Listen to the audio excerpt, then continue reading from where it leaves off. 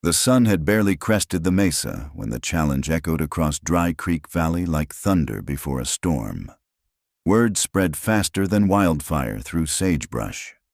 A widow with fire in her eyes and steel in her voice had thrown down the gauntlet that would separate the wheat from the chaff, the cowboys from the pretenders, the men from the boys.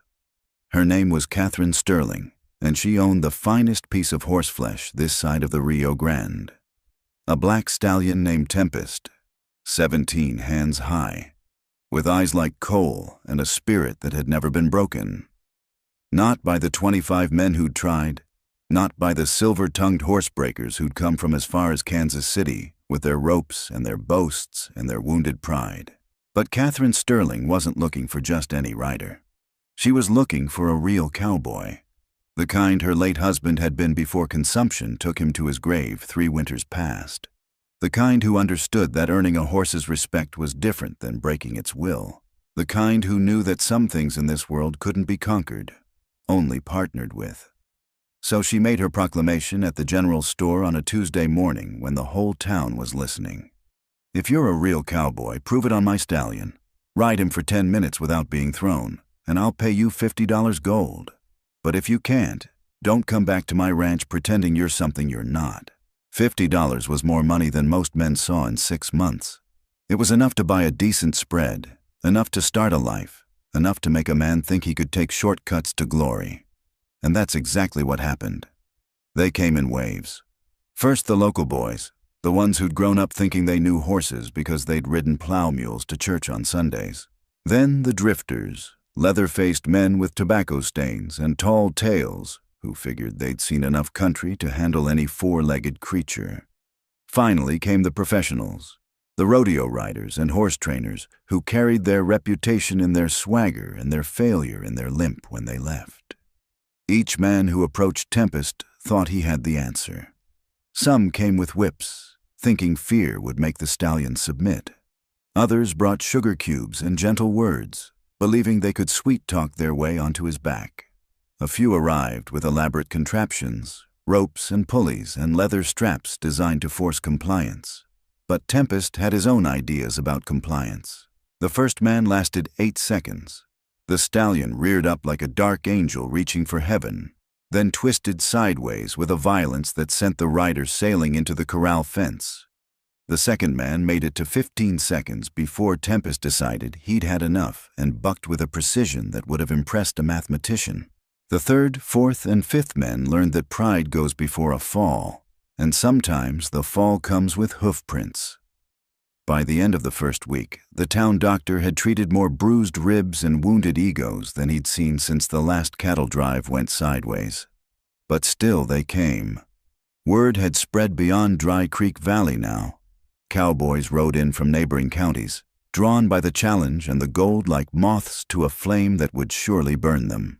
Catherine Sterling watched it all from her porch, arms folded, expression unreadable as stone.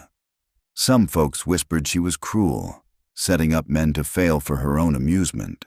Others said she was testing fate, that no horse was worth the bones being broken in her corral. But Catherine knew something they didn't. She knew her husband had ridden Tempest. Once. The day before he died, when the fever was already burning through him like summer lightning, he'd walked out to that corral, and somehow, that wild stallion had let him climb aboard. For 10 minutes they'd moved together like they were dancing to music only they could hear. Man and horse in perfect harmony, circling the corral with a grace that made watching feel like witnessing something sacred. When her husband finally dismounted, his eyes were bright with more than fever. "That horse knows things, Catherine," he'd whispered. "He's waiting for the right man, someone who understands what it means to be free." Now, 3 years later, she was still looking for that man. The 15th challenger came on a Thursday. He was young, maybe 22, with sun-bleached hair and the kind of confidence that hadn't been tested by enough failures yet. He lasted 12 seconds, which was impressive until Tempest decided to add a little creativity to the dismount. The boy landed face first in the water trough, came up sputtering and cursing, and rode out of town, without looking back. The 20th challenger was different. Older, quieter, with scars on his hands that spoke of real work with real animals. He approached Tempest with patience, spent an hour just standing near the fence, letting the stallion take his measure. When he finally climbed into the corral, there was hope in the air thick as summer humidity. He lasted nearly 4 minutes before Tempest reminded him that patience and partnership were two different things entirely. By the time the 25th man limped away from the Sterling ranch, defeat hanging on him like a wet coat, the whole county was talking. Some said Catherine's challenge was impossible. Others claimed the horse was touched by the devil himself. A few wise old-timers suggested that maybe, just maybe, the right man simply hadn't come along yet, but Catherine Sterling kept waiting, because she'd seen what was possible. She'd watched her husband and that stallion move like two parts of the same soul, and she knew that kind of connection couldn't be forced or bought or beaten into existence. It had to be earned. It had to be real. And somewhere out there, she believed, was a real cowboy who would understand. Miles away, in a line shack that smelled of coffee grounds and old leather, a man named Jake Morrison sat by a dying fire, listening to the wind tell stories through the gaps in the chinked logs. He'd heard the rumors drifting along the cattle trails like tumbleweeds.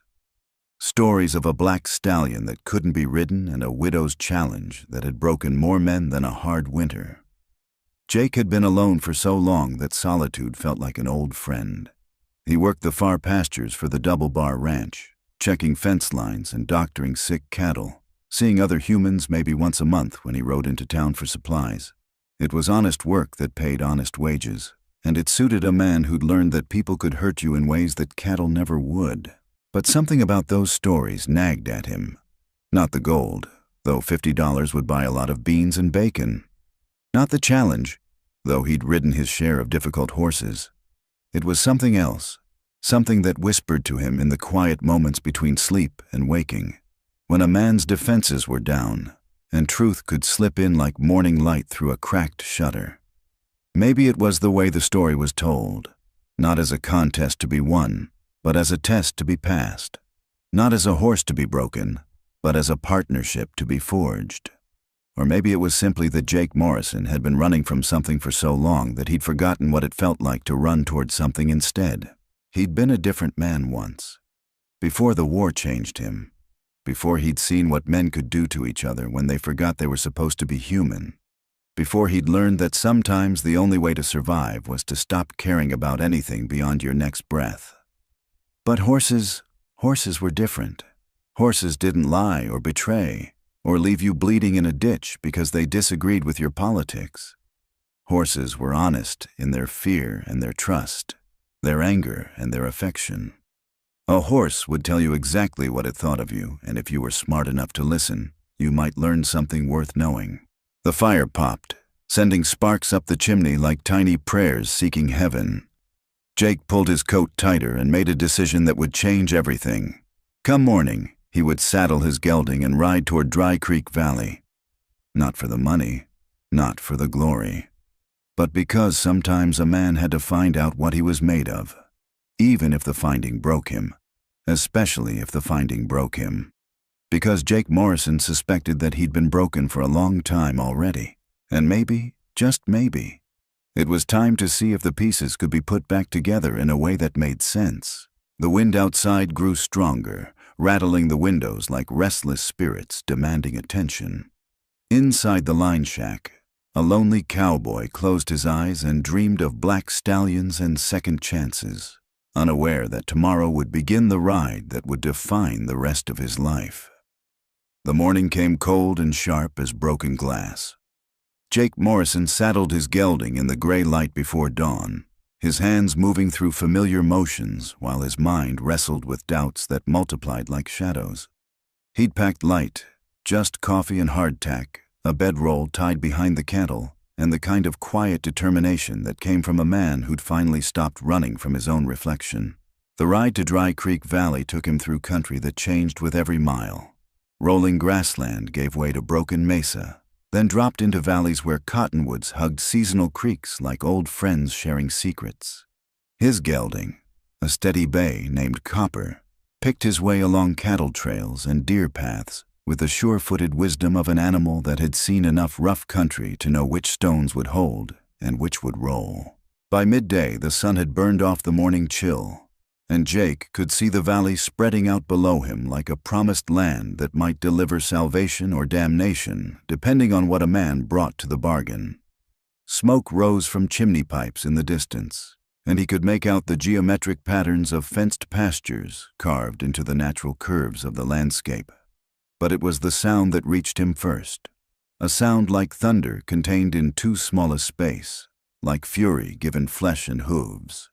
Even from half a mile away, Jake could hear Tempest's challenge echoing off the valley walls, a declaration that said more about wildness and freedom than any poem ever written. Copper's ears pricked forward, and Jake felt something stir in his chest that he hadn't felt in years. Not excitement exactly, but recognition, like calling to like across the distance between what was and what might be. The Sterling Ranch sat in a natural bowl of land where spring water gathered and grass grew thick even in dry years. It was the kind of spread that spoke of careful planning and harder work, where every fence post had been set with purpose, and every building placed to catch the morning sun while blocking the worst of the winter wind. But Jake's eyes went straight to the corral, where a crowd had gathered like spectators at a hanging. Another challenger had arrived ahead of him. Jake dismounted at the edge of the crowd and led Copper to a hitching post near the barn. The men gathered around the corral were the usual mix you'd find at any spectacle in cattle country. Cowboys from local spreads, townsmen with soft hands and hard opinions, drifters who followed excitement like dogs following bacon scraps. They were all watching a man in fancy chaps and silver spurs approach the black stallion with the kind of swagger that announced he'd never met a horse he couldn't handle. Tempest stood in the center of the corral like a storm made flesh. His coat was black as midnight water, so dark it seemed to absorb light rather than reflect it. His neck arched with the pride of something that had never bowed to any man's will, and when he moved, it was with the fluid power of controlled lightning. This wasn't just a horse, Jake realized. This was something closer to a force of nature that happened to have 4 legs and a heartbeat. The challenger approached with a rope in one hand and confidence dripping from him like summer sweat. He'd clearly done this before, knew all the tricks, had the kind of reputation that preceded him like dust before a storm. The crowd murmured approval as he began working the rope, building a loop with practiced ease. But Tempest had seen ropes before. When the loop settled over his neck, the stallion's reaction was immediate and devastating. He reared up on his hind legs, front hooves pawing the air like he was trying to claw his way to heaven, then came down with a force that shook the ground. The rope went slack as he spun sideways, using momentum and geometry to create an opening that the challenger never saw coming. The man hit the dirt hard enough to knock the wind from his lungs and the arrogance from his posture. He rolled away from the stallion's hooves, came up gasping and dusty, and for a moment Jake thought he might be smart enough to stay down. But pride makes fools of better men than this one, and he grabbed for the rope again. Tempest's patience had limits, and this challenger had just found them. What followed wasn't pretty. The stallion didn't just buck, he orchestrated a symphony of controlled violence that spoke to years of dealing with men who thought they could take by force what could only be given freely. He twisted and turned, reared and spun, using every trick that evolution and experience had taught him about removing unwanted passengers from his back. The challenger lasted maybe 30 seconds before Tempest decided the conversation was over. A final, decisive buck sent the man flying toward the fence with enough force to rattle the rails. He landed in a heap of expensive leather and wounded pride, then crawled toward the fence like a man trying to remember which end was up. The crowd was already dispersing, muttering among themselves about impossible horses and foolish challenges, when Jake finally saw her clearly for the first time. Catherine Sterling stood on the ranch house porch like she was holding court with the sky itself. She wasn't beautiful in the way that stopped conversations in saloons, but there was something about her that made you forget to look away. Her hair was the color of autumn leaves, pulled back in a way that framed a face that had learned to weather storms without breaking. Her dress was practical rather than pretty, but it fit her the way good leather fits a working man's hands, shaped by purpose and strengthened by use. But it was her eyes that held Jake's attention. They were the color of winter sky, gray with hints of blue that suggested depths you might never reach bottom of. They were the eyes of someone who had loved deeply and lost completely, who had been broken and rebuilt herself stronger than before. They were eyes that had seen through 25 men's pretenses and found them wanting. Now those eyes were looking at Jake with the kind of assessment that could weigh a man's soul and find it either worthy or lacking in the space of a heartbeat. He felt exposed under that gaze, like she could see past all his carefully constructed defenses to the scared, hollow man he'd been trying to hide from for so long. "Are you here to try your luck with my horse?" She called down from the porch, her voice carrying clearly across the distance between them. Jake touched the brim of his hat, a gesture that came from somewhere deeper than manners. "Thinking about it, ma'am." She studied him for a long moment, taking in his worn but well-maintained gear. The way he moved around horses like he belonged in their world, the quiet confidence that came from years of honest work, rather than empty boasting. "What makes you different from the others?" It was a fair question, and Jake found himself considering it seriously rather than reaching for the easy answer. What did make him different? He wasn't stronger than some of the men who'd tried. He certainly wasn't richer or better connected. He didn't have a reputation that preceded him or skills that set him apart from every other cowboy who'd learned his trade on the back of difficult horses. But maybe that was the answer. "Can't say that I am different, ma'am," he said finally. "But I'm not here to prove anything to anybody. Not to you, not to that crowd, not even to myself. I'm just here to see if that horse and I might find some common ground."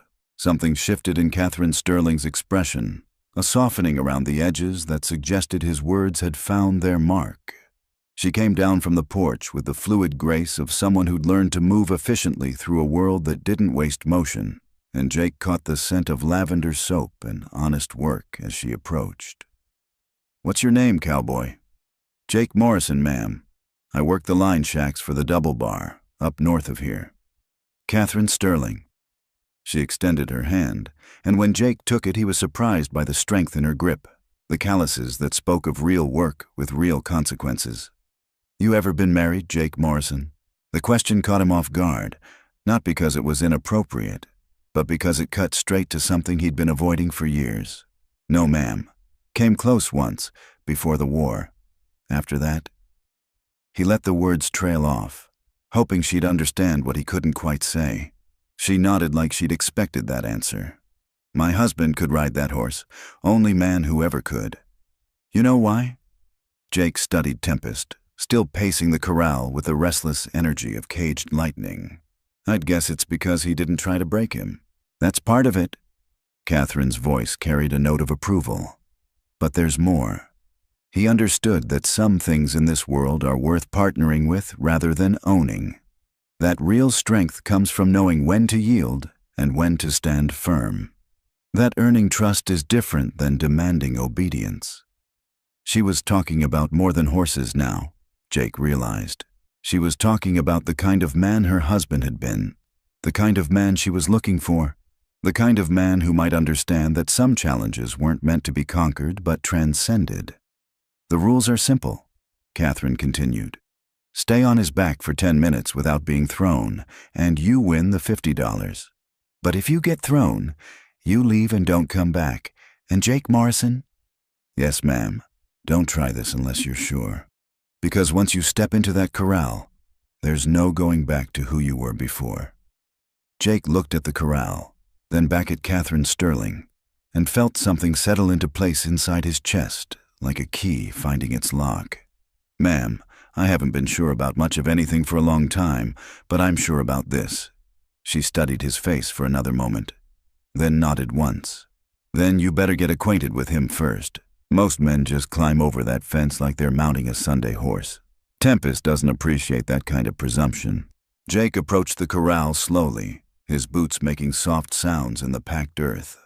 The few remaining spectators had gathered closer now, sensing that this cowboy might be different from the parade of failures they'd witnessed. But Jake barely noticed them. His attention was fixed on the stallion that stood watching him with eyes like black diamonds, intelligent and calculating and utterly without fear. "Easy there, partner," Jake said quietly, his voice carrying no further than the horse's ears. He didn't climb the fence. Instead, he leaned against the rails and simply waited, letting Tempest take his measure the same way he was taking the stallion's. Tempest approached with the cautious curiosity of something wild that had learned to expect the worst from humans, but hadn't quite given up hope of finding better. He came within 10 feet of the fence and stopped, nostrils flaring as he caught Jake's scent. The stallion's ears moved forward and back, reading signals that most men never learn to send. "You've had your fill of fools, haven't you?" Jake murmured. "Men who think they can take what you never offered to give. But that's not what this is about, is it?" Tempest took another step closer, then another. Jake remained perfectly still, not reaching out, not making demands, just being present in the way that horses understood better than words. Time stretched like taffy in summer heat, measured not in minutes but in heartbeats and the subtle shift of muscle beneath midnight hide. "My husband used to talk to him just like that," Catherine said softly from behind Jake. Said horses could hear the truth in a man's voice, even when the man himself had forgotten what truth sounded like. Jake turned his head slightly but kept his eyes on Tempest. "What did your husband do?" "Before the consumption took him, he was a horsebreaker, the best in 3 counties. But he never broke anything, if you understand my meaning. He had a way of showing horses what they could become instead of forcing them to be something they weren't." Her voice carried the weight of memory and loss. "He said the best horses, the ones worth having, they choose their riders as much as riders choose them." Tempest had moved closer now, close enough that Jake could see the scars along his neck and shoulders, evidence of previous encounters with men who'd tried to take by force what could only be earned through understanding. There was intelligence in those dark eyes, and something else. Recognition, maybe. Or possibility. "He's been waiting," Jake said, not really speaking to Catherine, but not exactly talking to himself either. 3 years, she confirmed. 3 years of men thinking they could master him with whips or bribes or fancy gear. 3 years of him teaching them the difference between submission and partnership. Jake finally moved, just his hand, extending it palm up toward the fence rail. Tempest's ears flicked forward, and after a moment that felt like forever. The stallion stepped close enough to blow warm breath across Jake's fingers. Not quite touching, but close enough to establish that communication was possible. "You ready for this?" Catherine asked. Jake looked at her over his shoulder, seeing something in her expression that hadn't been there before. Hope, maybe. Or the kind of cautious optimism that comes from watching too many dreams die, but not quite being ready to give up on dreaming. "Ma'am, I've been ready for something like this my whole life. I just never knew what it was until right now." He climbed the fence then, moving slowly and deliberately, giving Tempest every opportunity to object or retreat. But the stallion held his ground, watching with the intensity of something that had learned to read men's souls through their actions rather than their words. The corral felt different from inside, bigger somehow, but also more intimate. It was just Jake and Tempest now, with Catherine and the remaining spectators fading into background noise like distant thunder. The stallion moved with liquid grace, circling Jake at a distance that suggested interest without commitment, evaluation without verdict. "You know what they say about you," Jake said conversationally, matching Tempest's movement with his own, staying centered but not confrontational. "They say you're unrideable, that you've got the devil in you, that you're too proud and too wild and too stubborn for any man to handle." Tempest snorted, a sound that might have been amusement or disdain or simple acknowledgement of the truth. "But I don't think that's it at all," Jake continued, his voice steady and low.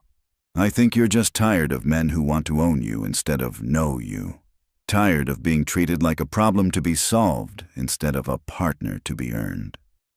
The stallion's ears pricked forward. and he slowed his circling pace. Not stopping, not yet, but considering. See, the thing is, I'm not here to break you or tame you or make you into something you're not. Jake stopped moving and let Tempest continue his circle. I'm here because I think maybe we've both been carrying something heavy for too long. And maybe, just maybe, we can help each other figure out how to set it down.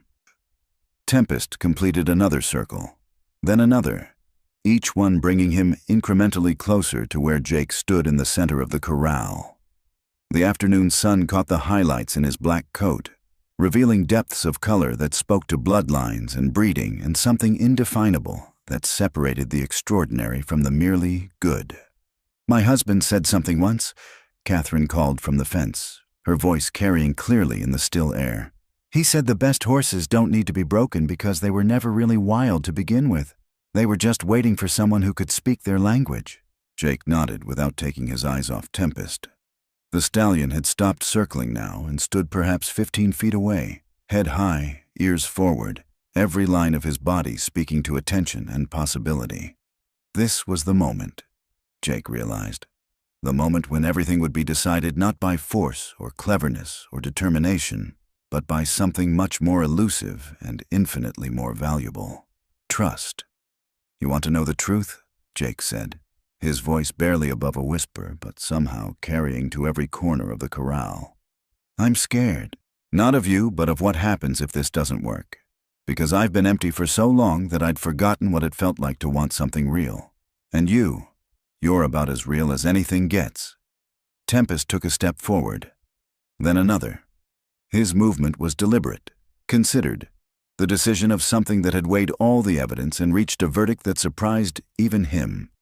"That's it," Jake breathed. "That's the way. No rush, no pressure, just two souls figuring out if they can find some common ground in a world that's forgotten how to be gentle." The stallion approached until he was close enough to touch. Close enough that Jake could see his own reflection in those dark eyes. For a long moment they simply stood there, man and horse, each taking the measure of the other in ways that had nothing to do with strength or skill or reputation. Then, moving with the slow certainty of sunrise, Jake reached out and laid his palm against Tempest's neck. The stallion didn't flinch, didn't step away, didn't rear or strike or demonstrate any of the violent rejections that had become his signature response to human contact. Instead, he leaned into the touch, just slightly, just enough to say that perhaps, after all this time, after all these failed attempts, after all the pain and disappointment and broken trust, maybe it was time to try again. Maybe it was time to remember what partnership looked like.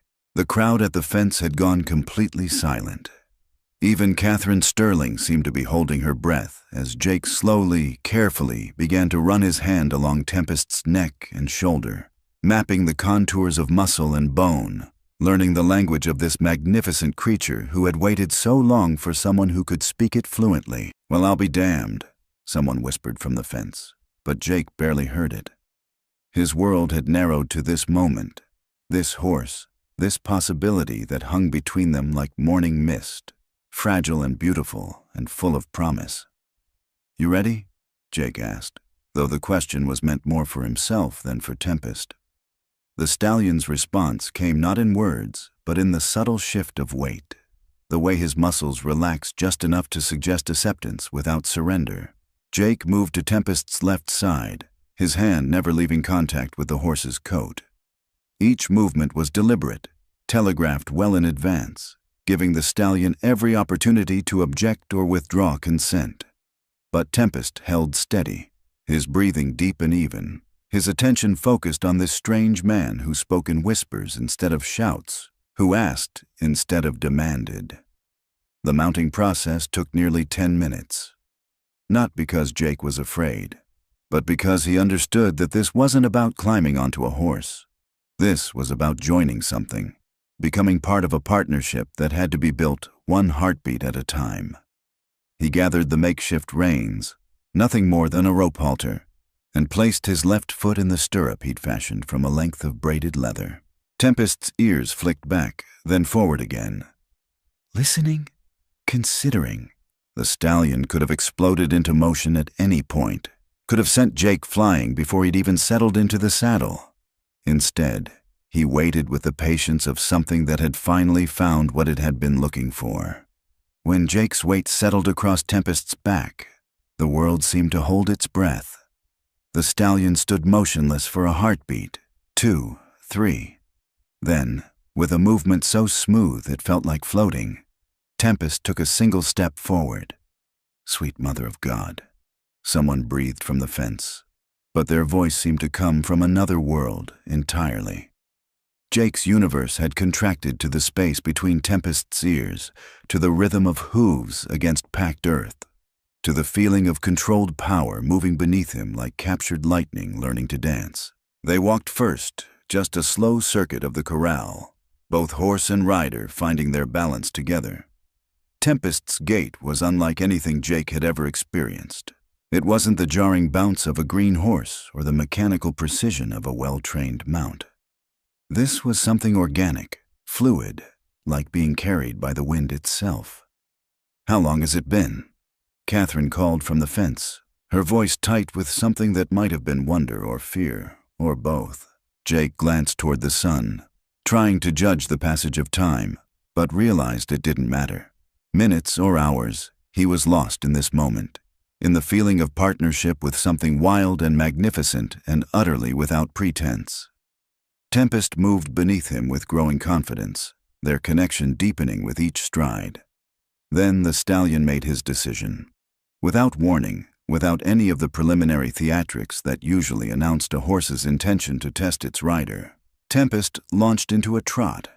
Not the jarring, bone-rattling gait that most horses produced, but something smoother, more purposeful. Jake felt the change in rhythm, the shift from walking meditation to something approaching flight, and instead of fighting it, he went with it. "That's it," he whispered, his voice lost in the wind they were creating. "Show me what you can do." Tempest's response was immediate and breathtaking. He shifted into a canter that felt like riding a storm cloud, each stride covering ground with the efficiency of something born to run. The corral fence flashed past them in a blur of wood and wire, and Jake caught glimpses of faces pressed against the rails, mouths open in amazement. But none of that mattered. What mattered was the conversation happening between his body and Tempest's, the wordless communication that flowed between them like electricity through copper wire. When Jake shifted his weight slightly to the left, Tempest banked into the turn with the precision of a hawk riding thermals. When Jake relaxed his grip on the reins, the stallion responded by extending his stride, reaching for distance and speed, with the joy of something finally allowed to be what it was meant to be. They were no longer rider and horse. They were something new, something that had never existed before this moment and might never exist again. They were partnership made manifest, trust given form, the answer to a question that neither had known how to ask until they found each other. The minutes stretched and flowed like honey in sunlight. Jake lost track of everything except the rhythm beneath him, the feeling of Tempest's breathing synchronized with his own, the way the stallion's ears stayed pricked forward in an expression of pure, uncomplicated joy. This wasn't about dominance or submission, breaking or being broken. This was about two souls recognizing something familiar in each other and choosing to move forward together. 10 minutes. Catherine's voice cut through the sound of hooves and wind, but she might as well have been speaking from another planet. Jake heard her words without comprehending their meaning, too lost in the conversation he was having with Tempest to remember that this had started as a challenge with rules and time limits and monetary prizes. But Tempest remembered. The stallion began to slow, not from exhaustion or reluctance, but with the deliberate control of something that understood the difference between freedom and chaos. He brought them down from canter to trot, to walk with the same fluid grace that had marked their entire ride, finally coming to rest in the center of the corral where they had begun. The silence that followed was profound. Jake could hear his own heartbeat, could feel Tempest's breathing gradually returning to normal beneath him, could sense the weight of a dozen pairs of eyes watching from the fence. But none of that seemed real. What was real was the warmth of the horse between his legs, The trust that had been offered and accepted. The knowledge that something fundamental had changed in both of them. "I'll be damned," someone finally whispered from the crowd, and the words seemed to break whatever spell had held the moment suspended outside of time. Jake dismounted slowly, his legs unsteady not from fear, but from the after-effects of experiencing something transcendent. Tempest turned his head to watch Jake's descent, and for a moment their eyes met in a look that contained volumes of unspoken understanding. 15 minutes, Catherine said, her voice carrying clearly across the corral. "You rode him for 15 minutes. Jake looked at her in confusion, still too dazed by what had just happened to fully process her words. "The challenge was 10 minutes, Mom. I figured—" "The challenge was 10 minutes without being thrown," she interrupted, stepping through the gate into the corral. "You weren't thrown. You could have ridden him all afternoon if you'd wanted to." She approached Tempest with the easy familiarity of long acquaintance, running her hand along his neck in a gesture that was part congratulation, part relief, part something deeper that Jake couldn't quite identify. The stallion whickered softly at her touch, a sound of contentment that Jake had never heard him make before. "He remembers," Catherine said softly, her hand still stroking Tempest's neck. "He remembers what it feels like to carry someone who understands." Jake watched the interaction between woman and horse, seeing in it echoes of the partnership he had just experienced. There was history here, layers of meaning that went deeper than any simple transaction or challenge. Catherine Sterling wasn't just offering $50 to anyone who could ride her horse. She was looking for something specific, something that had been lost and might never be found again. "Your husband," Jake said quietly. "He rode like that?" Catherine's smile was soft and sad and beautiful all at once. "He rode exactly like that, like he was born to it, like Tempest was born to carry him." She looked at Jake with eyes that held depths he was only beginning to understand. "I haven't seen anything like it since the day he died." The crowd at the fence was beginning to disperse now, the spectacle over, the impossible made routine by the simple fact of its accomplishment. But Jake barely noticed their departure. His attention was fixed on Catherine, on the way she looked at him with something that might have been recognition or gratitude, or the first stirrings of something neither of them was ready to name. "The money," she said, reaching into the pocket of her dress. $50, as promised. Jake looked at the gold coins in her palm, then back at her face.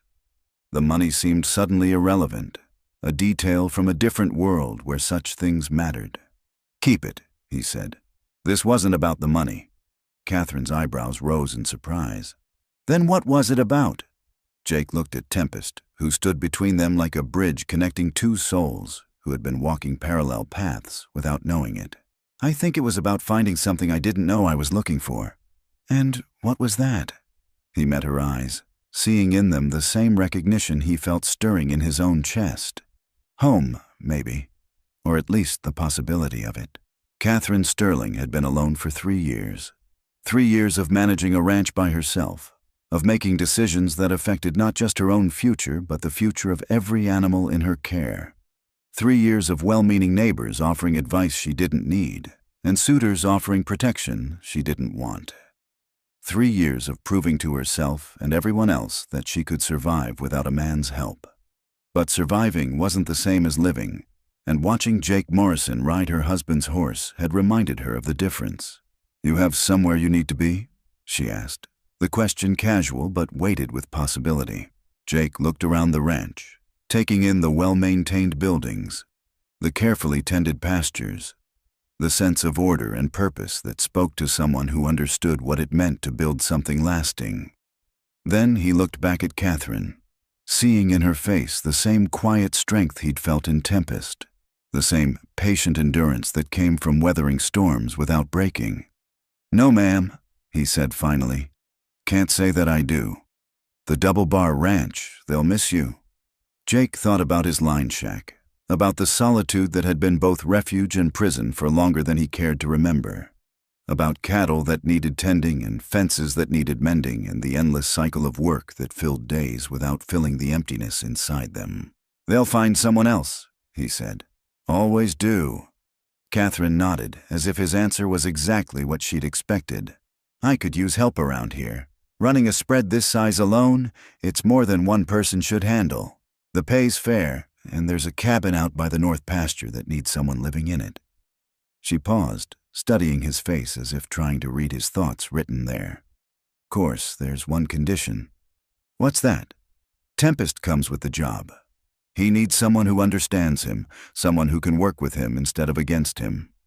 Think you might be interested in that kind of partnership? Jake looked at the stallion, who had moved closer during their conversation and now stood with his head lowered, breath warm against Jake's shoulder. The horse's presence felt like an anchor, something solid and real in a world that had been shifting beneath his feet for longer than he cared to remember. "Yes, ma'am," he said, his voice steady with the kind of certainty he hadn't felt in years. "I believe I might be very interested in that." Catherine's smile was like sunrise after a long night, warm and bright, and full of promise. "Then welcome to the Sterling Ranch, Jake Morrison. I have a feeling this is going to be the beginning of something good." As if in agreement, Tempest lifted his head and whinnied once, a sound that echoed across the valley like a declaration of new beginnings. The sun was setting now, painting the sky in shades of gold and crimson that matched the hope stirring in Jake's chest. He had come here looking for a challenge and found something infinitely more valuable. He had found a place where his skills were needed, his presence welcomed, his future suddenly bright with possibilities he had never dared to imagine. But most importantly, he had found what every real cowboy spent his life searching for, whether he knew it or not. He had found home. The seasons turned like pages in a well-worn book, each one marking changes that went deeper than weather or work routines. By the time spring returned to Dry Creek Valley, Jake Morrison had become as much a part of the Sterling Ranch as the cottonwoods by the creek or the morning mist that clung to the pastures like a gentle blessing. He had moved into the cabin by the north pasture, a sturdy structure that had sat empty too long but welcomed him like it had been waiting. The windows faced east toward the sunrise, and from his porch he could see Tempest grazing in the far meadow, the stallion's black coat gleaming like polished obsidian in the early light. The work suited him in ways he hadn't expected. Not just the familiar rhythm of ranch life, the mending and building and tending that filled his days with purpose, but the partnership that had grown between him and the horse that had changed everything. Tempest had become more than a mount, more than a working animal. He had become a translator of Jake's intentions, carrying him across the range with the understanding that comes from shared experience and mutual respect. Catherine had watched this partnership develop with the quiet satisfaction of someone who had planted seeds in good soil and seen them flourish beyond her wildest hopes. She had also watched Jake himself change, seen the hollow look leave his eyes, witnessed the gradual return of something that might have been joy if it hadn't been buried so deep for so long. But it was the moments between work that spoke loudest about what was growing between them. The shared cups of coffee on her porch when the evening chores were done. The conversations that started about cattle and weather and ended up touching on dreams and losses and the careful hope that maybe, just maybe, the future could be different from the past. "You know," Catherine said one evening as they sat watching the sun paint the western sky in shades of copper and gold, "I never thanked you properly." Jake looked at her over the rim of his coffee cup, puzzled. "For what?" "For proving me right." She smiled, the expression soft and genuine. "For 3 years I insisted that Tempest wasn't unrideable, just misunderstood, that he was waiting for the right man, someone who could see past his reputation to what he really was. Most folks thought I was fooling myself, holding on to something that couldn't be held. And now they see what I always knew was possible." She paused, her gaze drifting toward the pasture where Tempest stood silhouetted against the evening sky. Sometimes the most worthwhile things in life are the ones you have to wait for. There was something in her voice, a weight behind the words that suggested she wasn't talking only about horses. Jake felt his heart skip a beat, recognizing the moment for what it was, the careful opening of a door that had been locked for too long. "Catherine," he said quietly, setting down his cup and turning to face her fully. "I need you to know something." She met his eyes, steady and patient, giving him the space to find the words he'd been carrying inside him like a burden too heavy to bear alone. "I came here thinking I was just a man looking to prove himself on a difficult horse. But what I found—" He paused, searching for words adequate to the enormity of what he felt. "What I found was a place where I could remember who I used to be. Before the war, before all the running and hiding and trying to outrun the ghosts that followed me home." Catherine reached across the space between their chairs and took his hand in hers, her touch warm and steady and utterly without hesitation. "You found yourself," she said simply. "Same as Tempest found himself when you showed him what partnership could look like instead of domination. I found more than that." Jake's voice was rough with emotion he'd kept locked away for years. "I found you." The kiss that followed was inevitable as sunrise, gentle as spring rain, and full of the promise that some things lost could be found again, that some broken places could heal stronger than they'd ever been before. When they finally broke apart, the stars had begun to appear overhead, and somewhere in the distance, Tempest called out once, a sound that seemed to bless what was beginning between them. "Marry me," Jake said, the words coming from somewhere deeper than thought or planning. "I know it's sudden. I know I don't have much to offer except a cowboy's wages and a heart that's finally remembered how to hope, but—" Catherine silenced him with another kiss, this one fierce and joyful and full of the certainty that comes from recognizing something you've been waiting for without knowing its name.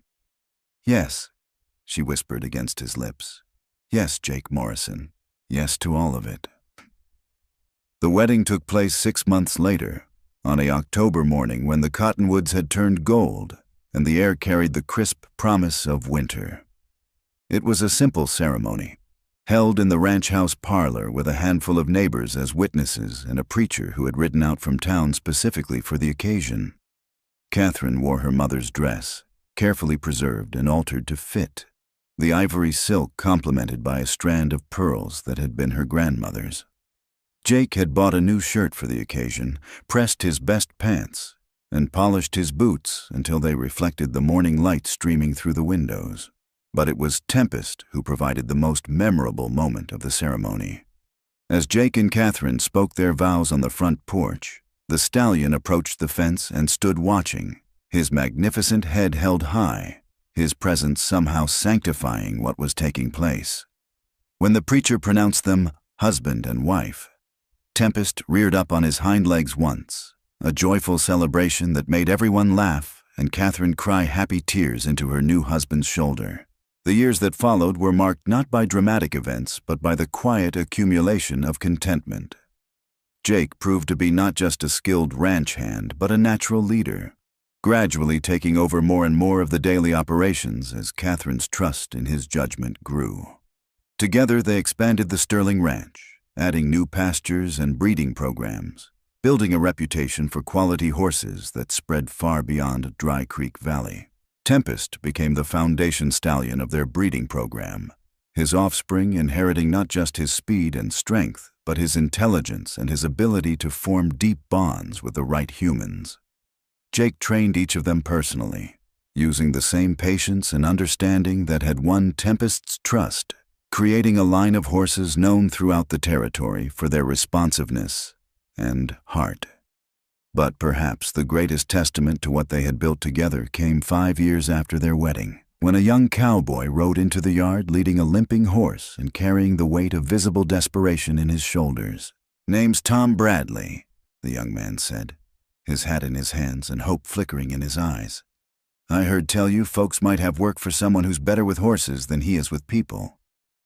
Jake and Catherine exchanged a look that carried 5 years of shared understanding, remembering another lost cowboy who had ridden into their lives, carrying his own ghosts and searching for something he couldn't name. "Well, Tom Bradley," Catherine said with a smile that held all the warmth of hard-won wisdom, "I think we might just have exactly what you're looking for." And as the sun set over Dry Creek Valley that